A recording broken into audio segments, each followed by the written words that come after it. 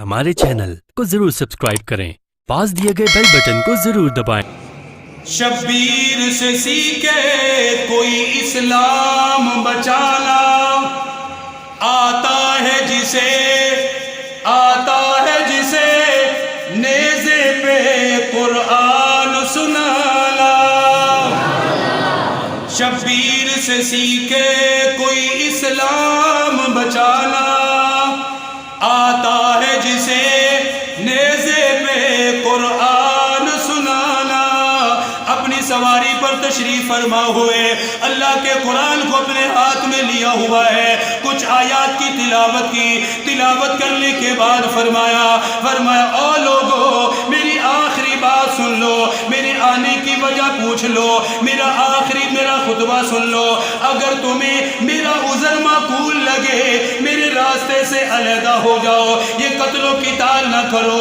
मुसलमान का खून बहाना दुरुस्त नहीं है, और फिर अहले बैत पर तीर चलाना, आले रसूल पे तलवारें चलाना, आले रसूल का मुकाबला करना, ये बदबख्ती का जरिया बन जाएगा, तुम्हारी तबाही का जरिया बनेगा। फरमाया मेरी आखिरी बात सुन लो। फिर आपने फरमाया मैं अपनी मर्जी से नहीं आया, कूफा वालों के बुलाने पर आया हो, तुम्हारे खतों की वजह से मैं आया हो।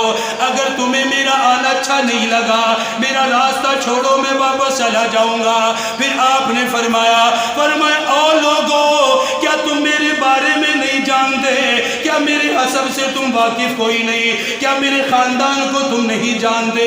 अब अपने बारे में जिक्र फरमाया तुम जानते हो मेरा नाना नबियों का नबी इमामुल अंबिया है, मेरी नानी सैयदा खदीजतुल कुबरा है।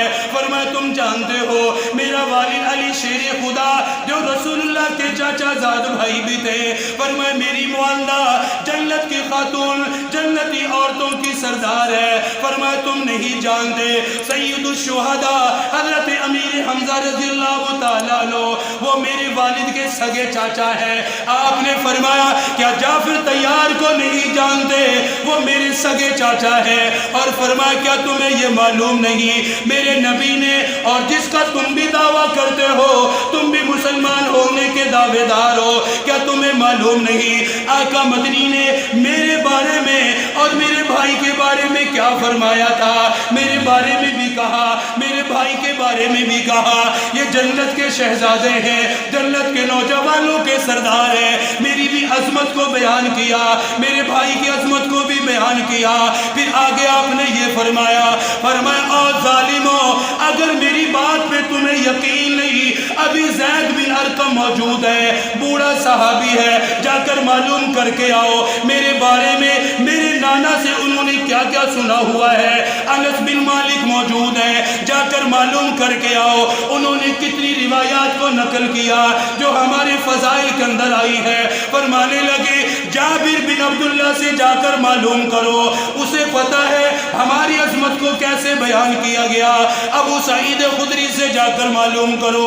इन जलील कदर सहाबा का नाम लिया जो बुजुर्ग सहाबा थे, रसूलुल्लाह की इक्तदा में रहे, हर मजलिस में रहे, हर जिहाद में शरीक हुए। फरमाया ओ जालिमो, इन सहाबा से जाकर पूछो मेरे नाना ने कितनी मर्तबा मेरी गर्दन का बोसा लिया है।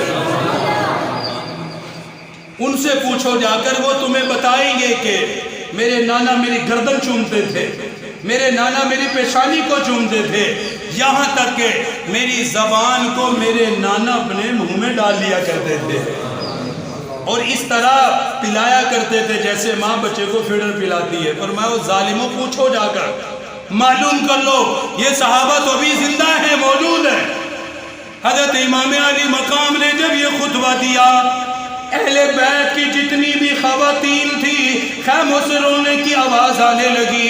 बिलखुसूस सैयदा ज़ैनब रज़ियल्लाहु ताला अन्हा जो हज़रत इमाम हुसैन की बहन है, उनकी चीखों की आवाज़, ये खुतबा सुनने के बाद उनकी आवाज़ें खैमे से बाहर आने लगी।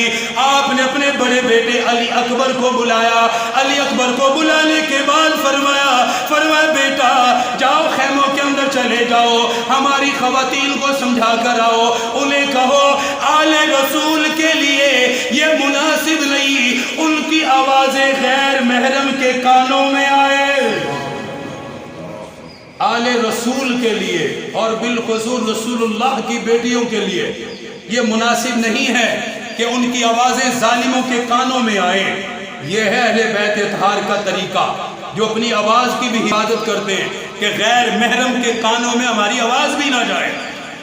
और जब ये रोने की आवाज़ बढ़ी तो अल्लाह अकबर, हज़रत इमाम हुसैन ने वहाँ एक बात फरमाई, फरमाने लगे अल्लाह अब्दुल्ला बिन अब्बास पर रहम फरमाए। ये वो अब्बास थे कि जिन हज़रत अब्दुल्ला थे जिन्होंने हज़रत इमाम हुसैन को बार बार हाथ जोड़ के भी कहा था कि आप ख़वातीन को ना लेकर जाए।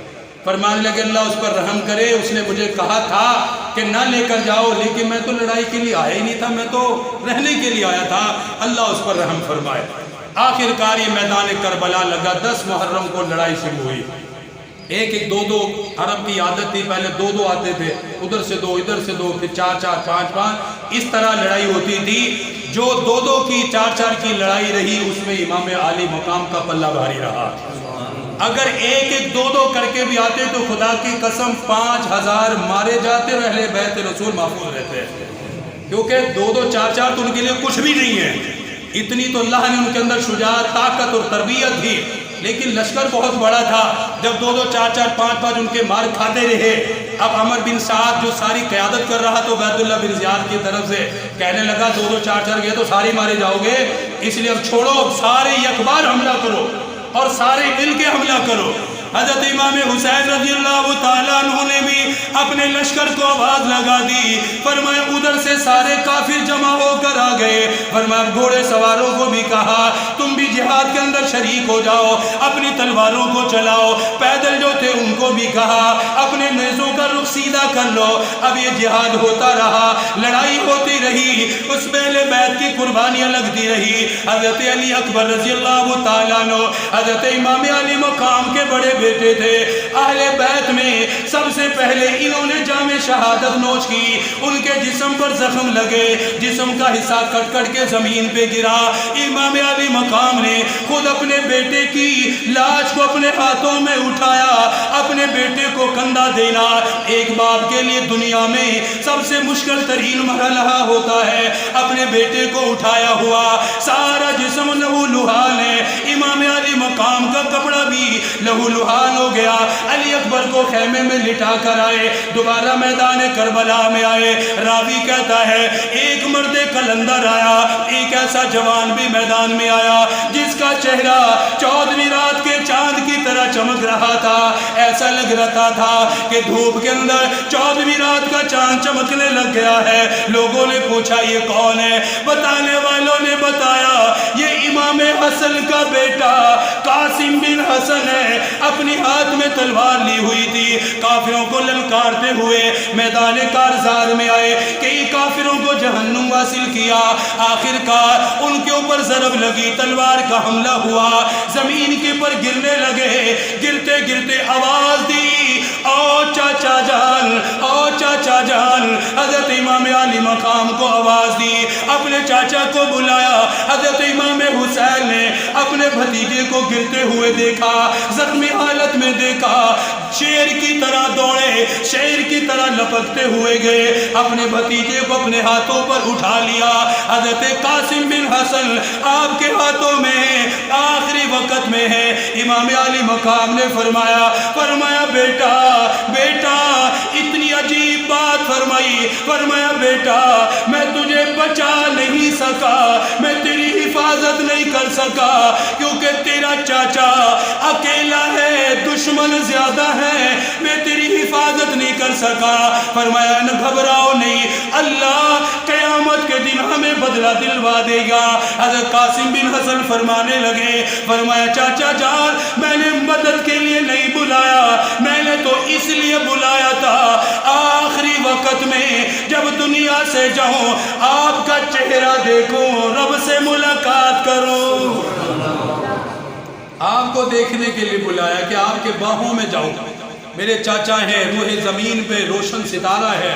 बहरहाल इसी हाल में शहादत हुई। 72 लोग करबला के मैदान में शहीद हुए और सबसे आखिर में हज़रत इमाम हुसैन रज़ियल्लाहु ताला अन्हु 67 ज़ख्म हज़रत इमाम हुसैन को लगे। कितने ज़ख्म?